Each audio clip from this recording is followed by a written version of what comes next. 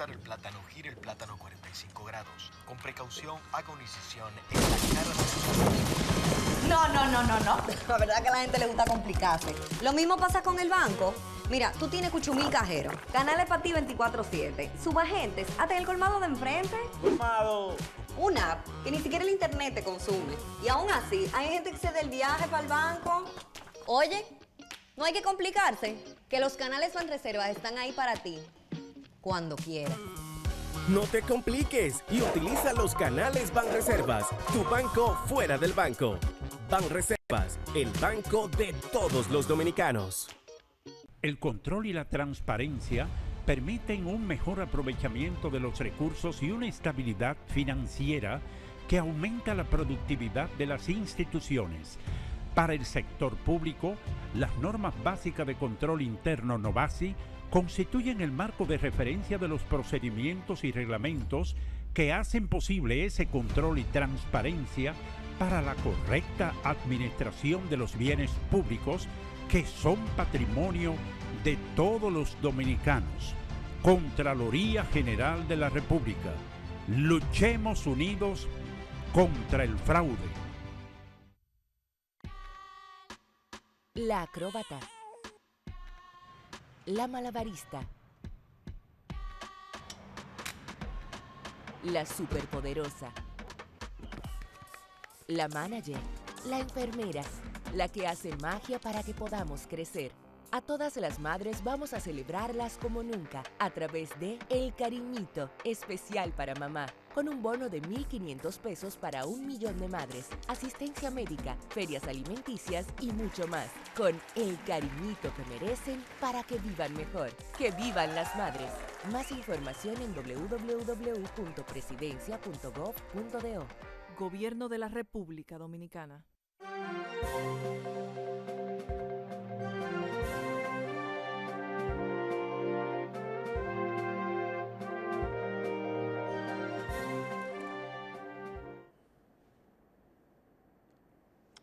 Saludos amigos, bienvenidas como siempre a esta nueva jornada de periodismo y sociedad con la intención de que aunemos esfuerzos entre todos y construyamos una sociedad mejor, pero para todos, a través de este periodismo y sociedad por el canal 19 de Cinevisión, una plataforma digital de YouTube también, Facebook Live, y una red de cables en todo el país que nos retransmiten.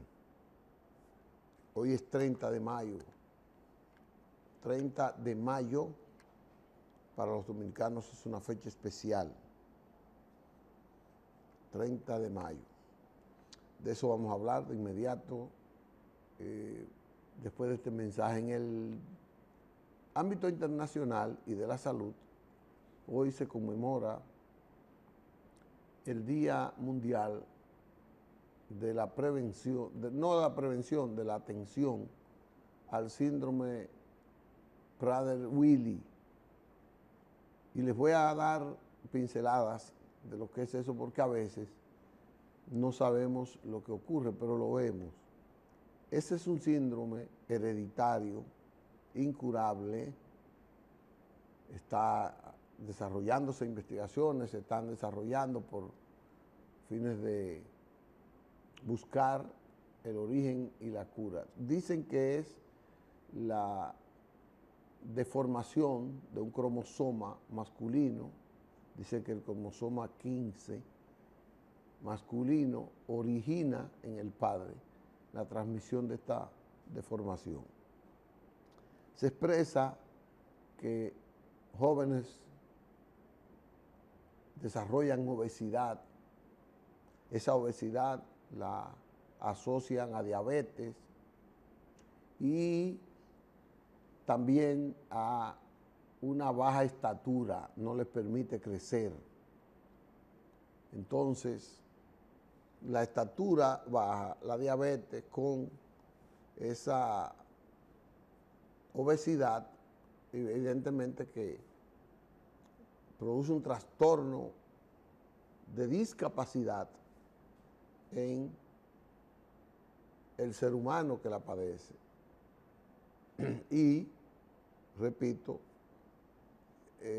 prestemos atención porque se están haciendo las investigaciones, pero no se ha podido conseguir esa cura. En el país es 30 de mayo, un día como hoy, fue ajusticiado el generalísimo Rafael Leonidas Trujillo Molina. Era el dictador, no era el presidente, pero todo lo que se hacía era por sus órdenes, él era el que mandaba.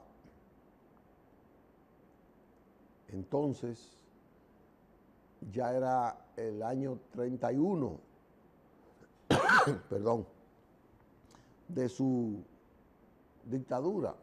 Dicen que fue una de las dictaduras más sanguinarias, sangrientas y criminales. Wow. Del continente americano. En ese momento, en ese tiempo, había muchas dictaduras. Estuvo la dictadura de Stroessner, la dictadura de wow,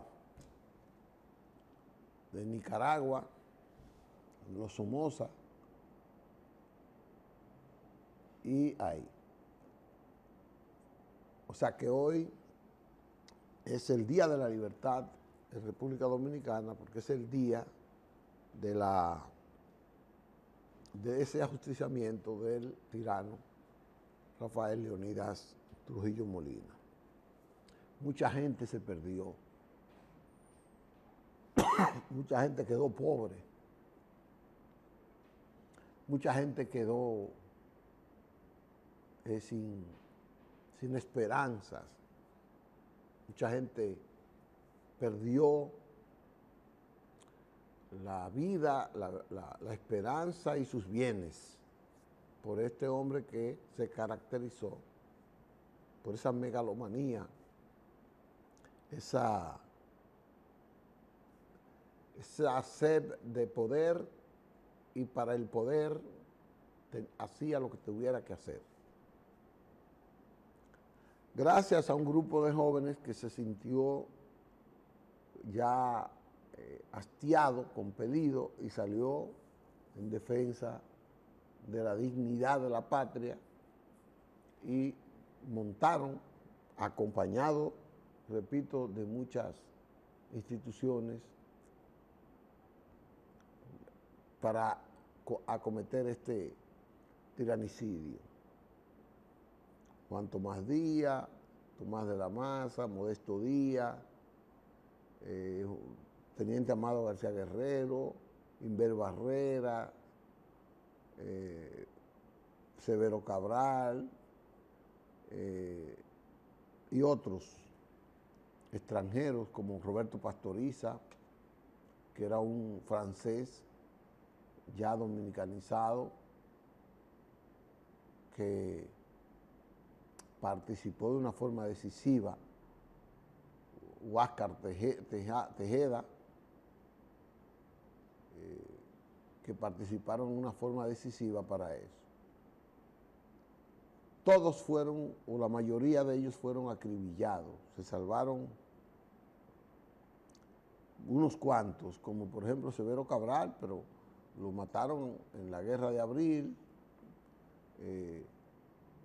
Deovín Filpo, yo tuve el honor de conocerlo y escuchar de él su aporte, tanto en la Guerra de Abril como en el ajusticiamiento de Trujillo. La América Latina celebró el ajusticiamiento de Trujillo.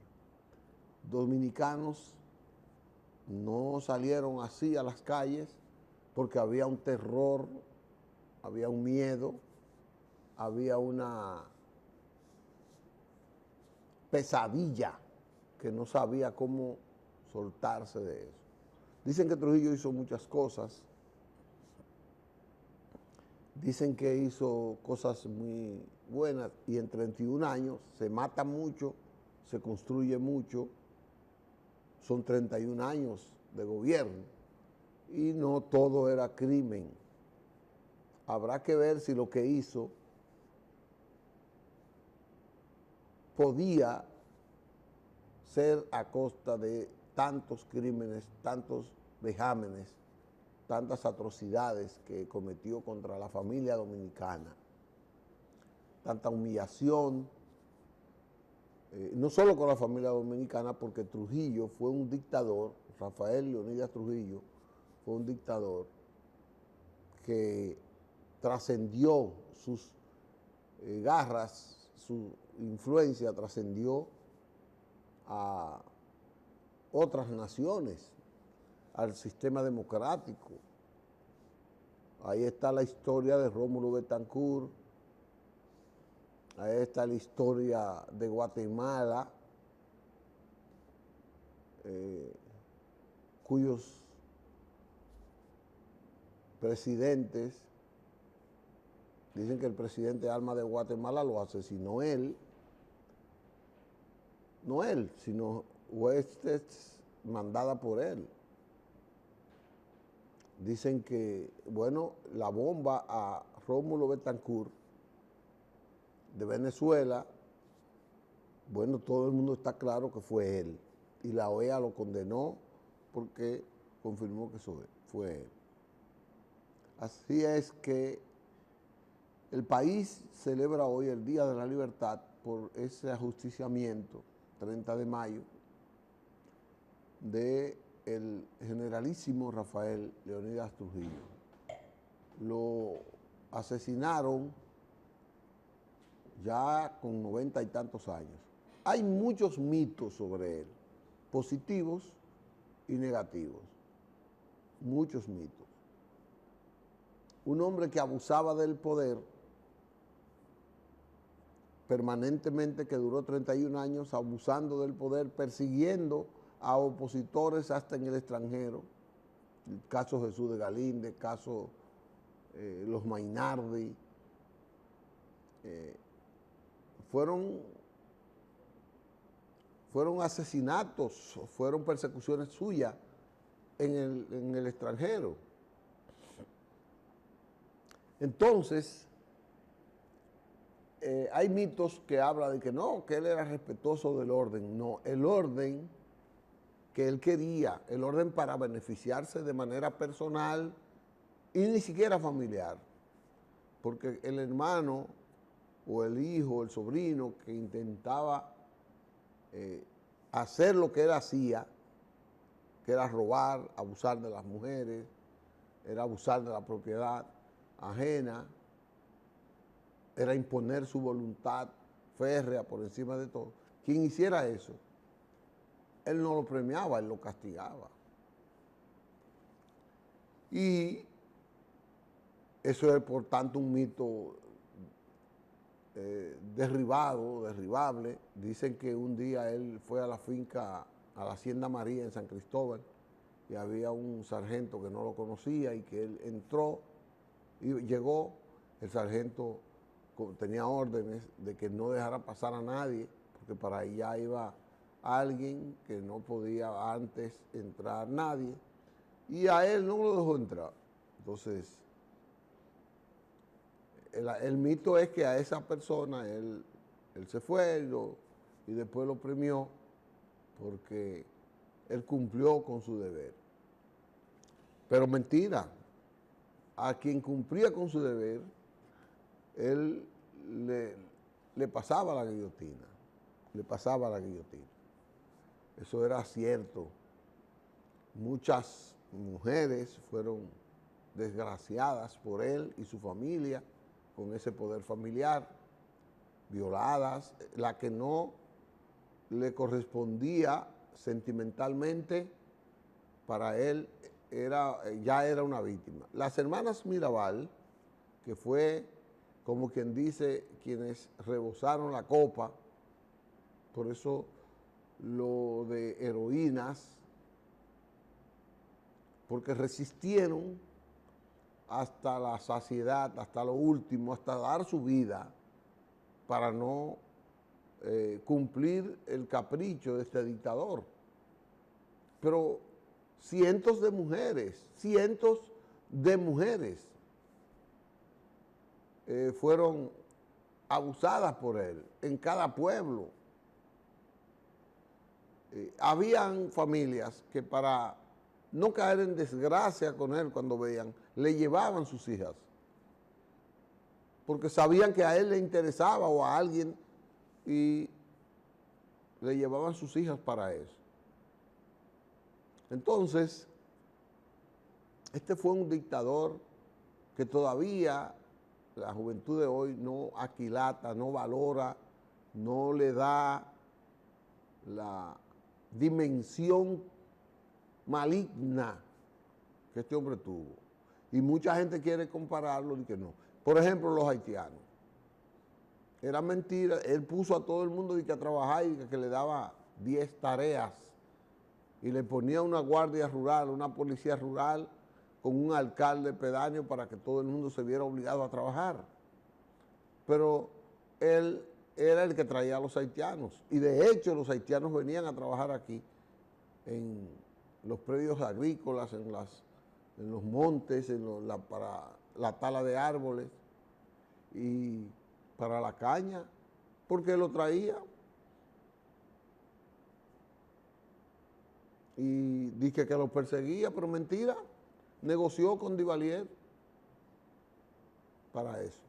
Hay gente que me dice, no, pero mira, si tú comparas la dictadura de los Duvalier con la dictadura de Trujillo, bueno, la dictadura de Trujillo fue más prolífica para el país, pero yo no sé cuál fue más criminal de los dos. Es verdad que los Duvalier hoy no pueden exhibir muchas cosas físicas ni institucionales en Haití. Aquí todavía hay leyes que Trujillo las implementó y que todavía son, e instituciones, no solo leyes, por ejemplo el Banco Central, y muchas instituciones que fueron creadas por Trujillo. Pero eso valía la pena todo ese asesinato. No, no lo vale la pena, no vale. La vida de la gente es más importante que todo, más importante.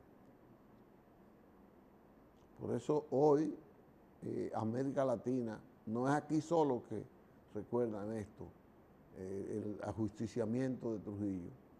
Se recuerda en muchos países donde la democracia es un pilar importante para el desarrollo, donde hay conciencia de que en democracia es que se puede desarrollar el ser humano. Vamos siempre a grabarnos eso, vamos a participar de multiplicar esta historia. Yo decía que él nunca, no recuerdo, creo que fue presidente solo 2 periodos, porque él siempre buscaba un títere que le gobernara. A la fuerza se agenció el servicio de puros intelectuales, de renombre, élite, pero que como muchos intelectuales no tienen una visión ideológica y le sirven a cualquiera, al que le dé lisonja, al que le dé poder, al que les haga sentir bien, y otros lo hacían para salvar la vida de sus familiares. Tiene que ser así, hay que verlo así en esa parte. Así es que vamos a participar de las festividades que tienen las organizaciones que siempre recuerdan a Trujillo en esa parte. Este tema, bueno, vamos a pasar a otro tema que quiero no deja de estar ligado a Trujillo, esta parte. Ayer el ministro de Educación presentó los informes obtenidos de una evaluación al sistema educativo nacional. Y qué pena. A pesar de tanto dinero, a pesar del 4%, a pesar de casi más de 1.000 millones de pesos, ¿qué es lo que es 1.000? Pero son como, debe haberse invertido más de 5.000 millones de pesos después de aprobado el 4%. A pesar de todo eso, la educación de nosotros ha avanzado muy poco o no ha avanzado en muchos aspectos. El nuevo ministro de Educación es un hombre de la escuela, pero de la escuela docente, de la escuela con objetivos, de la escuela de la educación transformadora. Por eso yo creo que nunca él se vinculará a ningún lujo, a gastos inmerecidos en ese ministerio. Siempre creo, puede caerse un santo, siempre creo que este hombre va a dar señales, ha dado señales y va a permanecer dando señales de la eficientización de los recursos de educación y de enderezar la educación, de querer hacer cosas por la educación que sean de mayor resultados. Pero yo creo que la sociedad dominicana debe volver a un plan decenal, debe volver a analizar los diagnósticos que se han hecho en la educación, porque es penoso. Yo no veo por la línea que vamos un ciudadano en 10 años, que es quizás el término en que tenemos que medir la educación. Yo no veo un ciudadano en 10 años mejor que el que tenemos. A pesar de que quizás tengamos más graduados, más profesionales, pero no veo un ciudadano mejor. No veo a un dominicano con una educación más integral, más sostenible y más profunda, más adecuada a la socialización del desarrollo del país. Yo no veo ese.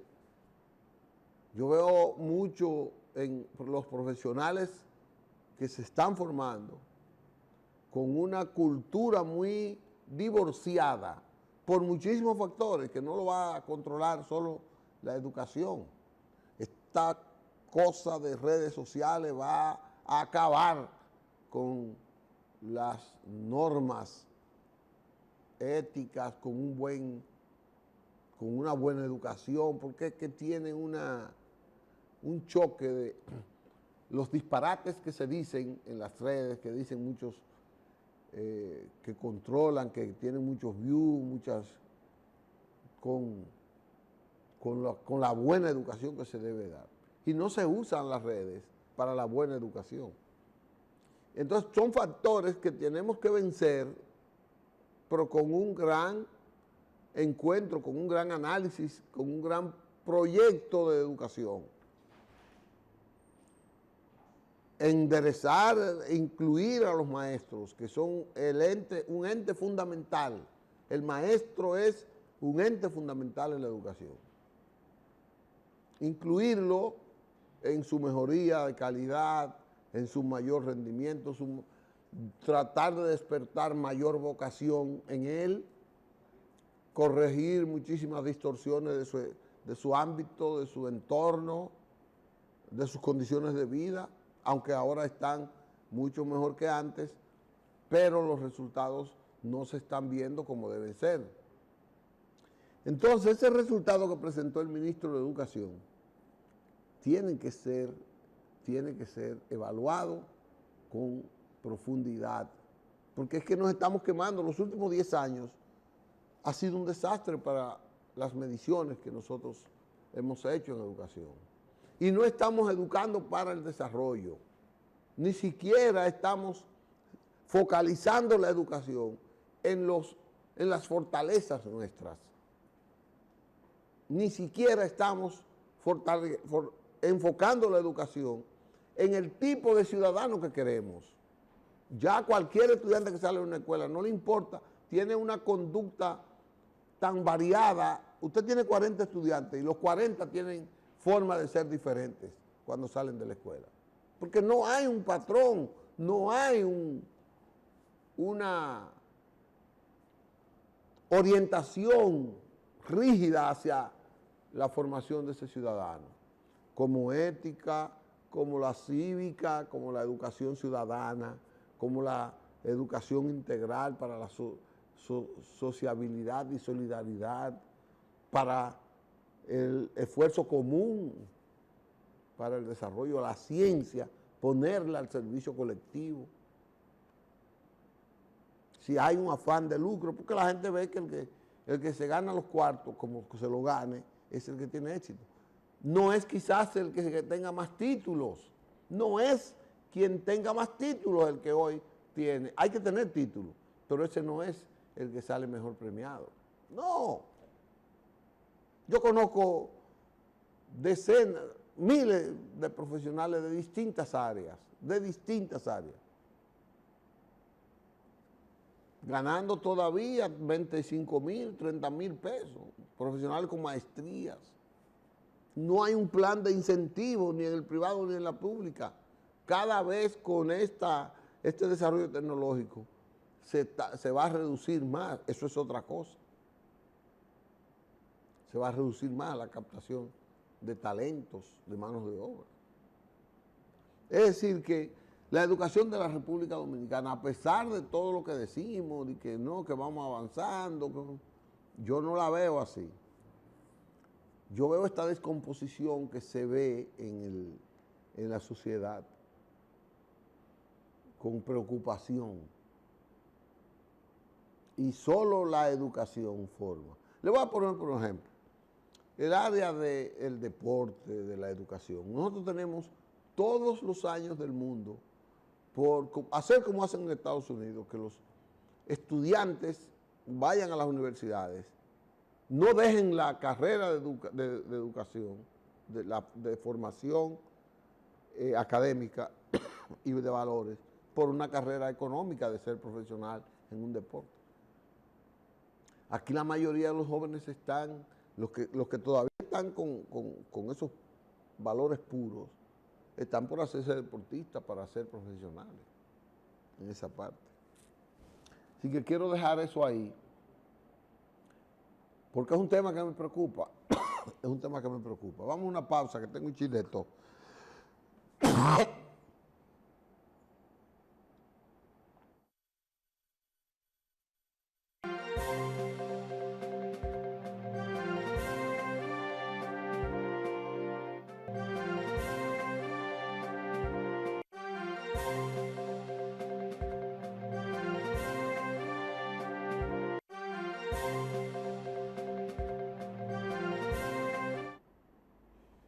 Bien, regresamos con ustedes y la otra parte de esta conversación que haremos. El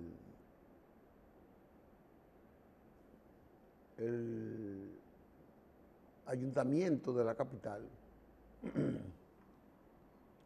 bajo la dirección de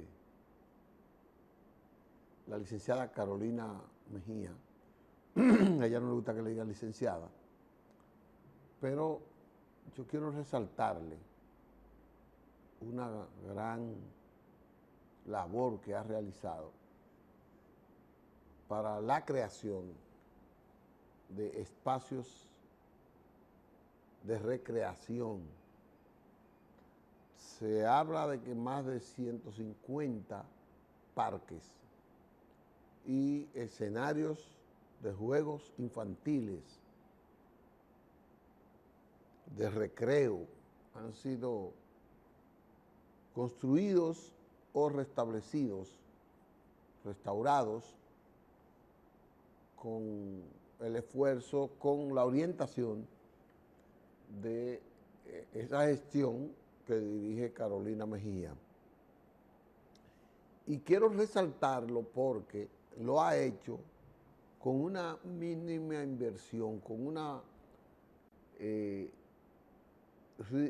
¿cómo se llama eso?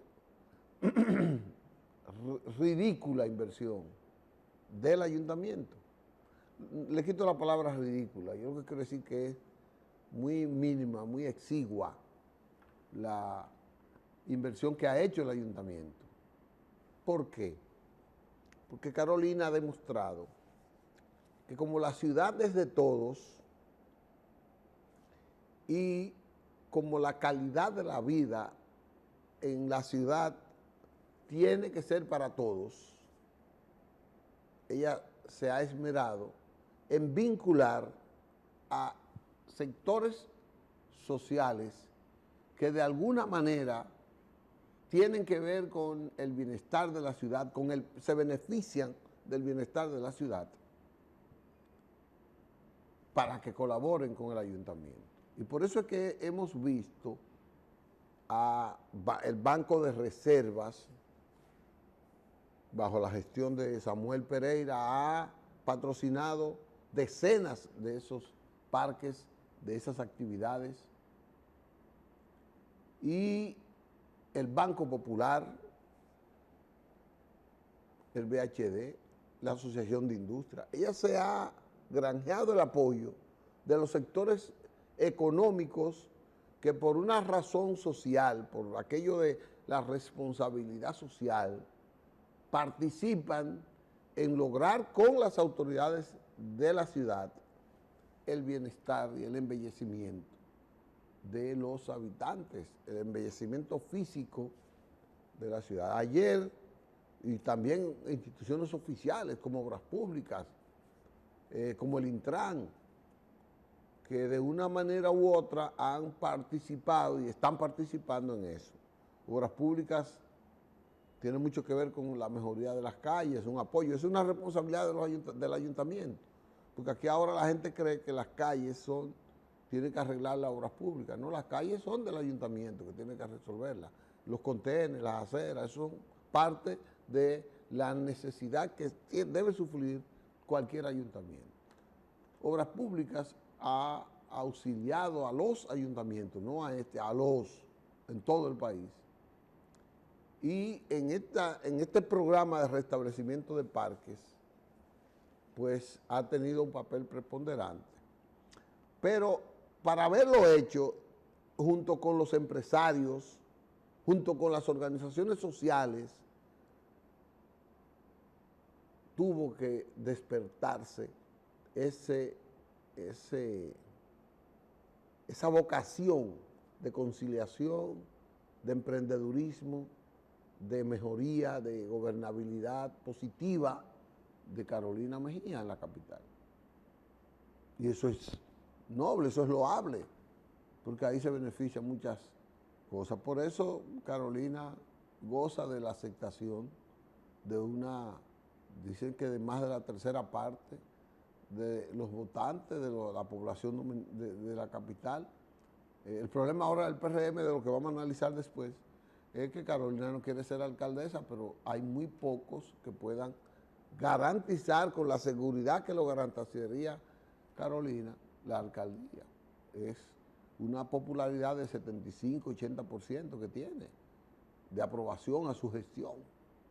Quizás sea una de las gestiones mayormente aprobadas, que tienen la mayor aceptación, aprobación de sus municipios. Yo quizás me atrevo a decir que debe ser la más aprobada, la de mayor aprobación como gestión municipal. Entonces, eso es un capítulo que yo quiero resaltar porque solamente ella comenzó con algunos barrios. Yo creo que Carolina, hay que hacer un esfuerzo para crear los espacios. En los barrios no hay espacio, no hay, pero hay que hacer un esfuerzo para adquirir esos espacios, ver cómo se pueden crear para habilitarlos. Se han hecho, ella lo ha hecho en algunos sectores como los Guandules, como Gualey, como el Sánchez Luperón, Villajuana, Cristo Rey, donde ha habido posibilidad en los barrios donde hay una mayor concentración de familias, ella lo ha hecho. Pero eso es la dificultad que pasa. Aquí la mayor parte de los barrios no tienen un polideportivo porque no hay espacio donde hacerlo. Hay que adquirir los terrenos donde hay viviendas para construir ahí. Eso es noble, eso lo puede hacer el Estado, lo puede hacer el gobierno. Y así también para hacer una cancha de tenis, para hacer un parque, para todo. Hay que adquirir esos terrenos porque no los hay, porque los barrios populares fueron ocupados por familias que sobrepasaban la capacidad urbanística de esa parte. Pero hay que hacerlo, a esos sectores sociales hay que llevarles esa bendición, esa cara de la ventaja del Estado, en este caso del ayuntamiento. Así es. Vamos a una pausa para venir entonces, Manuel, con otra vertiente de un análisis político que yo quiero seguir haciendo.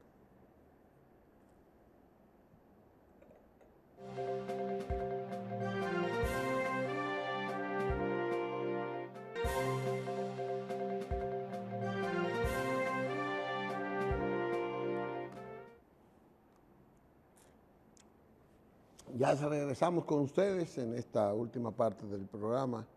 Gracias por mantenerse ahí. Recuerden que estamos en YouTube, estamos en las plataformas digitales. Estamos haciendo el esfuerzo para transmitirnos de manera simultánea por el YouTube. Usted puede hacer hacer sus comentarios y cosas así. Y va a haber una persona que le va a ir interpretando y nosotros aquí también. Miren, debemos seguir con el caso Abel Martínez, PLD, las alianzas. Abel Martínez está pasando por una situación difícil porque por la renuncia de Francisco Javier se ha quedado prácticamente sin un jefe de campaña con la experiencia de Francisco Javier. El partido designó, o Abel designó un jefe de comunicación, un director de comunicación estratégica para la campaña, con mucha experiencia, que es el señor Marchena, y ya lo fue con Danilo Medina cuando ganó la presidencia, y después creo que fue, en la presidencia duró un tiempo ahí. Fue también cuando Leonel Fernández, aunque le renunció.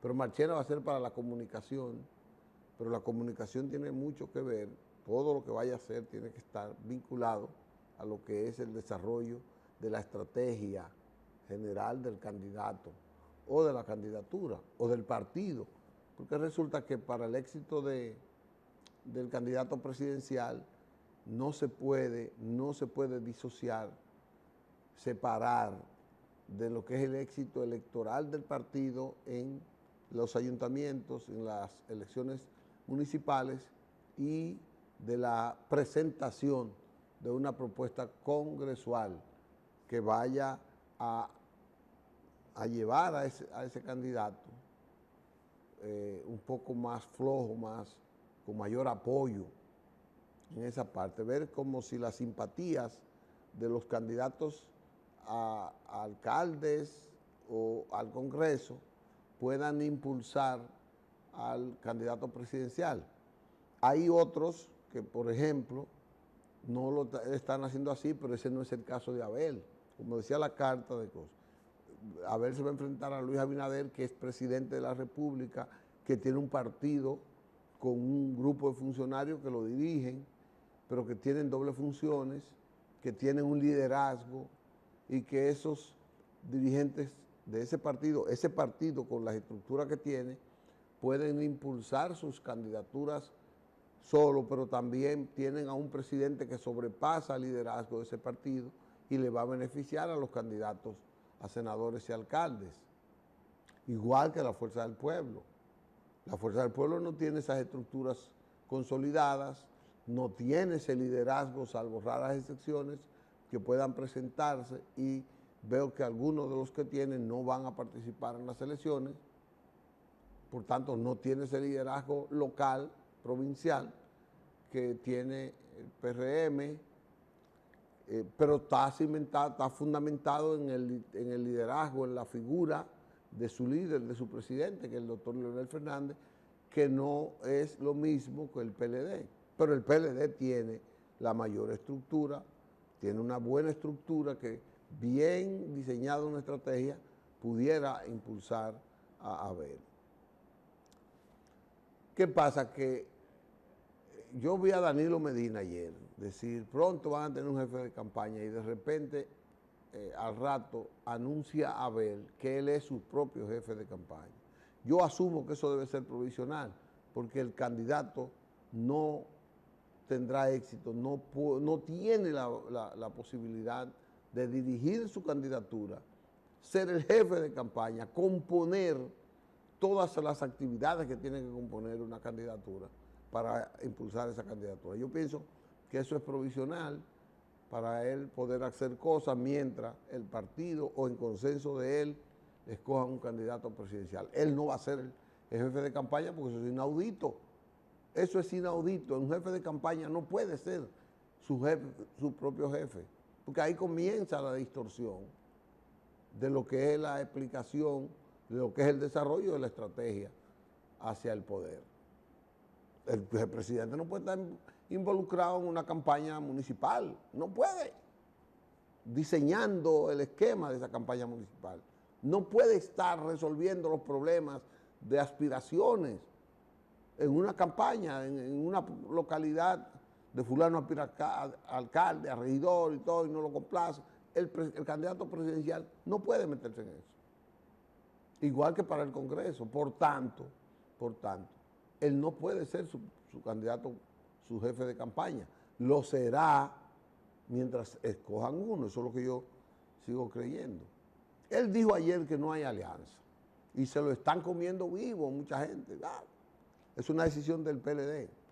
Eso no es una decisión de Abel.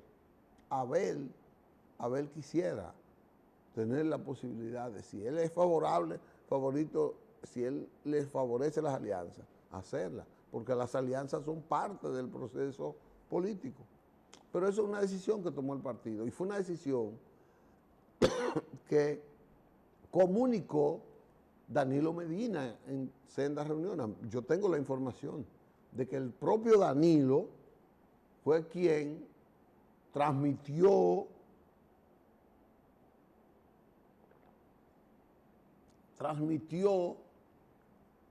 a sus organismos, a su comité central, que no había alianza con la fuerza del pueblo. Después él dirá, hablaremos después, tendremos después un acercamiento. Pero eso no es una decisión de Abel. Abel está tratando de transmitir lo que el partido aprobó para él poder comunicarse mejor con el partido.